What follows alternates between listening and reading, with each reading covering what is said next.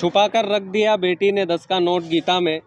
वो कहती है कि गीता खोल कर अब कौन देखेगा। हमारे राजगढ़ जिले के राहुल कुंभकार जी। राहुल भाई, आपसे मिलना मतलब बहुत दिन से हो नहीं पाया था। जी और भाई। कमाल के शायर हैं, इसमें कोई संदेह की स्थिति नहीं है। तो आज हम इनसे बस शांति वार्ता करेंगे। और अरे हमारे अच्छे दोस्त भी हैं और राहुल भैया से मिलने का सपना भी था, वो सपना भी आज मेरा पूरा हुआ है। राहुल भैया, आज आपसे बहुत सारी शायरियाँ सुनने का मन है अरे और अच्छे अच्छे मंचों पर जाते हैं राहुल भाई, और मंचों पर धमाल मचाते हुए कई बार हमने देखा है। लेकिन आज फीलिंग की बातें होगी आपके साथ। तो हमारे इस छोटे से मंच पर पूरे राजगढ़ जिले को जो है आप पर गर्व है कि आप जो है राजगढ़ की मिट्टी से निकले और अपने राजगढ़ जिले का नाम रोशन कर रहे हैं। अच्छे कवियों के साथ, अच्छे शायरों के साथ अपनी कलम के बलबूते पर अपनी पहचान बना रहे हैं। तो आप बधाई के पात्र तो है ही। अब आगे बागडोर आपके ऊपर छोड़ता हूँ राहुल भैया। मैं कृष्णपाल भाई, पहले तो आपको बहुत बहुत धन्यवाद, और धन्यवाद के साथ बहुत बहुत बधाई भी देता हूं कि आपके चैनल महारो राजगढ़ ने 2 लाख सब्सक्राइबर पूरे किए और ज़िले का नंबर 1 चैनल आपका है। और आपने पत्रकारिता में जो शुरुआत की है और जिस तरह के कड़वे सवाल लोगों से पूछे हैं, राजनीतिज्ञों से पूछे हैं, वो अपने आप में एक अलग कला है। और इसके लिए मैं आपको बहुत बहुत बधाई दूंगा। और आप इसी तरह उत्तरोत्तर प्रगति करते रहें, तीखे सवाल करते रहें, जवाब लेते रहें। बहुत बहुत धन्यवाद राहुल भैया। अब शायरी से ही शुरुआत होनी चाहिए। मुझे अरे वो वाली शायरी आपकी बड़ी पसंद है, वो ये जो पहचान है वो मेरे फन ने आता कि वो मैं जी आपके मुंह से ही सुनना चाहूँगा जी, मैं। मैं कृष्णपाल भाई सुनाता हूँ। जी। पिता से पूछिए वो घर को घर कैसे बनाते थे। क्या बात है। पिता से पूछिए वो घर को घर कैसे बनाते थे। तपाते थे बदन तब जाके कुछ रुपये बनाते थे। हाँ हाँ। मुझे पहचान दुनिया में मेरे फन ने अता की है। क्या बात है। मुझे पहचान दुनिया में मेरे फन ने अता की है, वगरना बाप दादा गांव में मटके बनाते वाह थे। वाह, क्या बात है यार। मुझे पहचान इस दुनिया में मेरे फन ने अता की है, वगरना वरना बाप दादा गाँव में मटके बनाते थे। राहुल कुंभकार। आपने राहुल भैया कुछ भी बोलो, इस ये जो 4 पंक्तियां हैं इसमें आपने आपकी 7 पीढ़ियों का कर्ज उतारा है। जी ये यकीन मानिए कि ये एक बहुत बड़ी बात है कि आप जिस स्कूल से आते हो उस पर आप गर्व करते हैं। और राहुल भैया, मतलब कुछ एक पंक्तियां जैसे वो मैंने शुरुआत जिसमें की थी कि वो जी छुपा कर भैया। रख दिया, हाँ वो भी थोड़ा सा हाँ, आपने वो शेर मेरा सराहा है। बिल्कुल। मैं मेरे बारे में बताता हूँ कि एक छोटे से सामान्य सा परिवार है मेरा। हाँ। और ये करेड़ी गांव है, करेड़ी के पास खेरासी गांव है। अच्छा। वहाँ मेरा जन्म हुआ, लेकिन पापा की सर्विस ब्यावरा में थी, हाँ। तो हम ब्यावरा आ गए। और एक बहुत छोटी सी फैमिली है मेरी, उसमें लिखने पढ़ने का शौक बचपन से रहा, अच्छी पुस्तकें पढ़ता था, शिशु मंदिर का छात्र रहा हूँ। और देवपुत्र जैसी अनेक पत्रिकाएं घर में आती थी, तब से एक पढ़ने की शुरुआत हुई। थोड़ा बहुत तुकबंदी करना सीखे जब बड़े हुए, कुछ और मित्र मिले, फिर शायरी का व्याकरण वगैरह सीखा, कविता का व्याकरण सीखा। फिर कुछ कविताएं, कुछ शायरियाँ फेमस हुई, आप लोगों तक पहुंची। आपको वो शेर अच्छा लगा, ये मेरे लिए बड़ी बात है। वाकई में बहुत अच्छा जी लगा। मतलब वो शेर, मतलब क्या उसमें यथार्थ है भैया, जो हाँ, आज की स्थिति है वो आपने उसमें पिरोई है वो। ये शेर मेरा अजहर इकबाल भैया ने भी अभी पढ़ा है, जिसपे हाँ। 1 मिलियन व्यू हो चुके हैं बिल्कुल इंस्टाग्राम बिल्कुल पे। तो बिल्कुल। काफी लोग सराह रहे हैं। हाँ। मैं वो शेर पढ़ता हूँ कि हकीकत की हम्म। तुला पर तोल कर अब कौन देखेगा। क्या बात है। हकीकत की तुला पर तोल कर अब कौन देखेगा। मेरी बातें बताओ बोल कर अब कौन देखेगा। तो शेर यूं है कि छुपा कर रख दिया बेटी ने 10 का नोट गीता में। हाँ। छुपा कर रख दिया बेटी ने 10 का नोट गीता में। वो कहती है कि गीता खोलकर अब कौन देखेगा। क्या बात है यार राहुल भैया, बहुत जिंदा शुक्रिया शेर है भाई, यार बहुत शुक्रिया। और मैं कुछ एक सवाल भी मतलब मैं पूछना चाहता हूँ राहुल भैया। जी भाई। आपने बोला कि लिखने का हुनर आपको बचपन से, मतलब पढ़ने का शौक रहा, सारी जी, चीजें रही। फैमिली बैकग्राउंड आपका कैसा है। फैमिली बैकग्राउंड, मेरे पिताजी ब्यावरा में एक छात्रावास में कर्मचारी हैं और खेती भी हम लोग करते हैं। और घर में मेरी 2 सिस्टर है, मम्मी पापा हैं, बाकी हम ब्यावरा ही रहते हैं अभी। और काफ़ी मिडिल क्लास फैमिली है, काफ़ी स्ट्रगल किया है मैंने अपनी लाइफ में और आज स्ट्रगल करते करते यहाँ तक पहुँचा हूँ। राहुल भैया, कई बार क्या होता है ना कि ये जो कविताओं वाली जो दुनिया होती है, जी। इसमें खास करके स्ट्रगल, जो आर्थिक जो चीज़ें होती है वो बहुत कम इसमें मिल बिल्कुल। पाती है। खास करके जो छोटे कवि होते हैं उनको मंच नहीं मिल पाते, उनको मंच मिलते हैं तो पैसे उतने नहीं मिल पाते। जी। तो ये स्ट्रगल आप अभी भी झेलते हो, इस स्ट्रगल को? बिल्कुल, मैंने एक शेर कहा भी था कि वो पूरी गज़ल एक मतलब 1-2 शेर सुना देता हूँ। हाँ हाँ लगाओ चोट चट्टानों पे, हाँ, यहाँ दरिया निकल आए। क्या बात है। लगाओ चोट चट्टानों पे, यहाँ दरिया निकल आए। घने जंगल से बाहर जाने का रास्ता निकल आए। क्या बात है। तो शेर देखो कि अभी इनकार करते हो मुझे पहचानने से भी। हाँ, अभी इनकार करते हो। अभी इनकार करते हो मुझे पहचानने से भी, कहीं ऐसा ना हो कि बाद में रिश्ता निकल आए। हाँ हाँ हाँ क्या बात है अभी भैया। इनकार करते हो मुझे पहचानने से भी, कहीं ऐसा ना हो कि बाद में रिश्ता निकल आए। हाँ हाँ, और जो शेर मैं आपको सुनाना चाहता हूँ वो शेर यूं है कि इरशाद। नहीं चलता है मेरा घर सुखन के कारखाने से। हाँ, जो मैंने सवाल किया था हाँ। आपसे कि पैसा वैसा क्या मामला रहता हाँ, है। नहीं चलता है मेरा घर सुखन के कारखाने से, गजल इतना तो दे मुझको मेरा खर्चा निकल आए। हाँ हाँ हाँ हाँ, क्या बात है। जिंदा जिंदा शेर, वाह। बहुत गजल शुक्रिया। इतना तो दे मुझको, मेरा खर्चा निकल आए। तो राहुल भैया, सवाल यही है, निकलता जी। है कि नहीं निकलता है? अभी ठीक ठाक चल रहा है अभी तो थोड़ा, लेकिन इतना भी नहीं।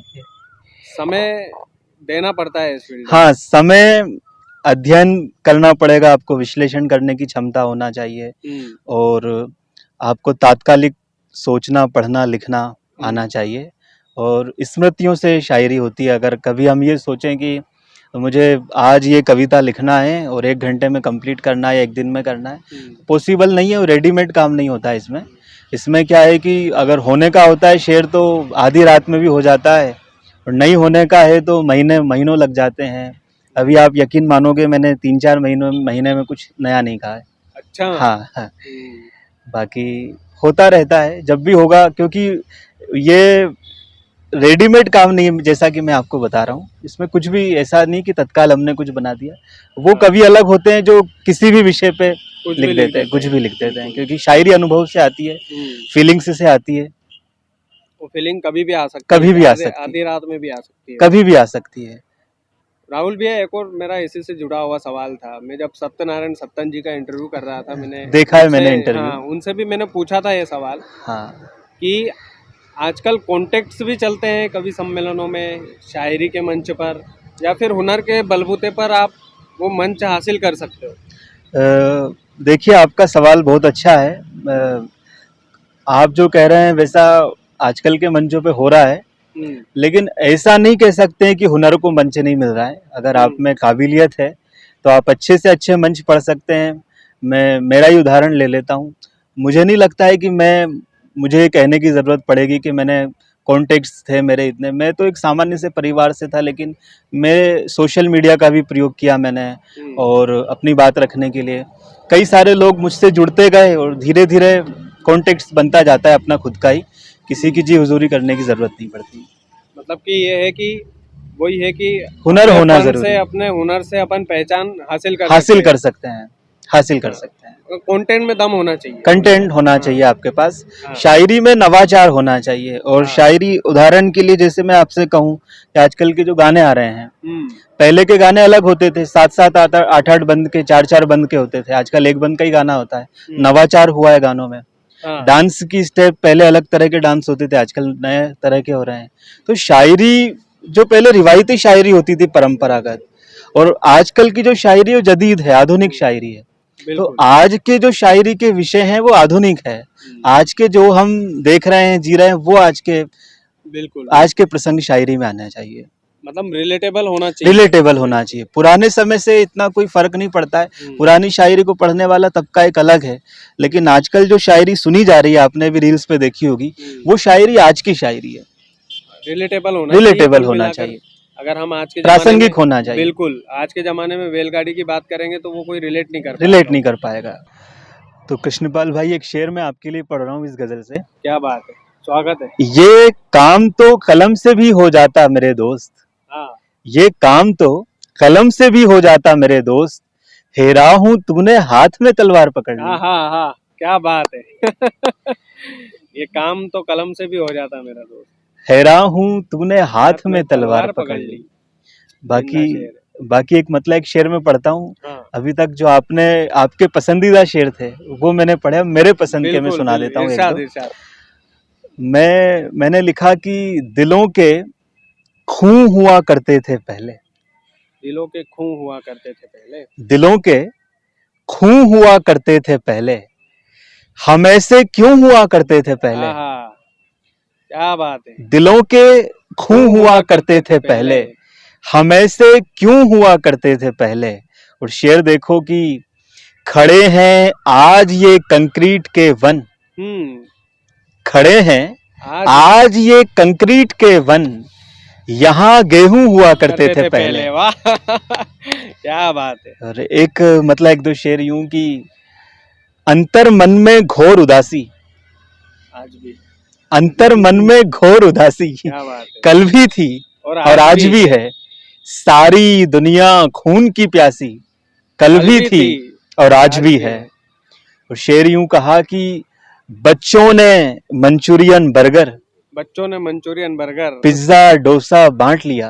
आहा, बच्चों ने मंचूरियन बर्गर पिज्जा डोसा बांट लिया, माँ की प्लेट में रोटी बासी, कल भी थी और आज भी है। वाह, माँ की प्लेट में रोटी बासी, कल भी थी और आज भी है। तो शेर देखें, आपको बहुत अच्छा लगेगा कि हमने आयातित पौधों को, हमने आयातित पौधों को पानी वानी खूब दिया।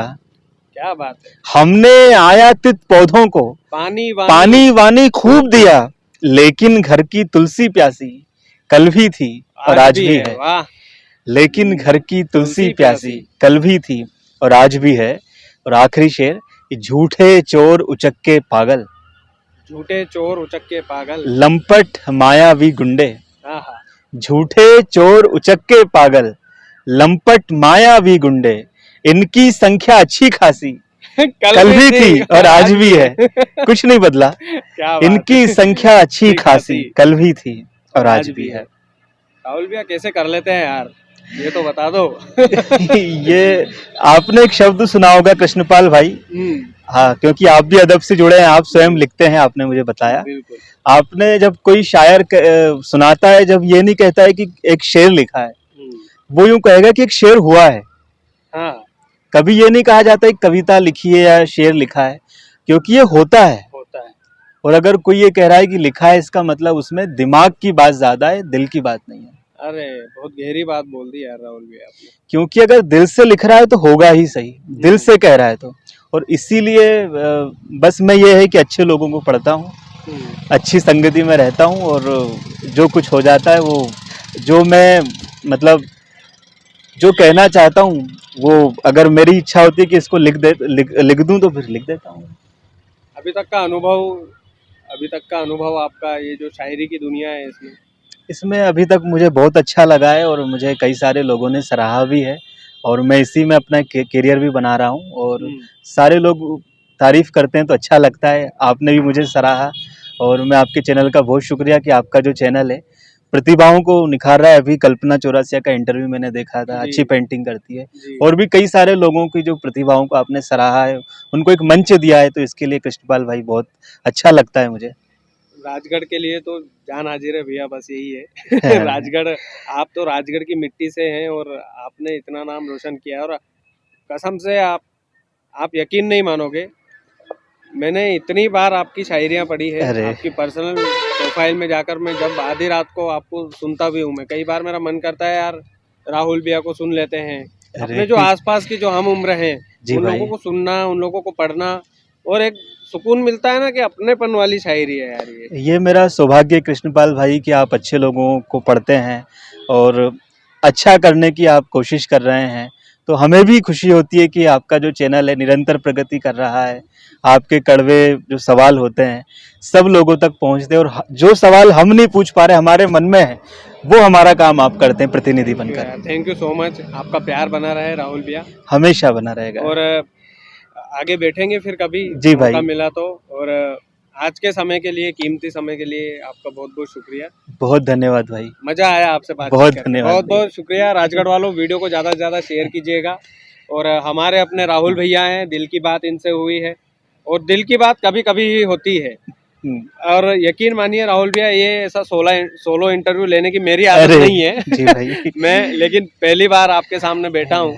मैं भी ट्राई कर रहा हूँ कुछ नया करने का। बहुत शुक्रिया लेकिन भैया। आप बैठे हमारे साथ, आपने समय निकाला, उसके लिए बहुत बहुत शुक्रिया। राजगढ़ वालों, ब्यावरा वालों, आपकी मिट्टी का लड़का है, दूर तक जाना चाहिए। वीडियो को ज़्यादा से ज़्यादा शेयर कीजिएगा। चैनल यदि आपने सब्सक्राइब नहीं किया है तो प्लीज़ कर लीजिएगा। बहुत बहुत धन्यवाद।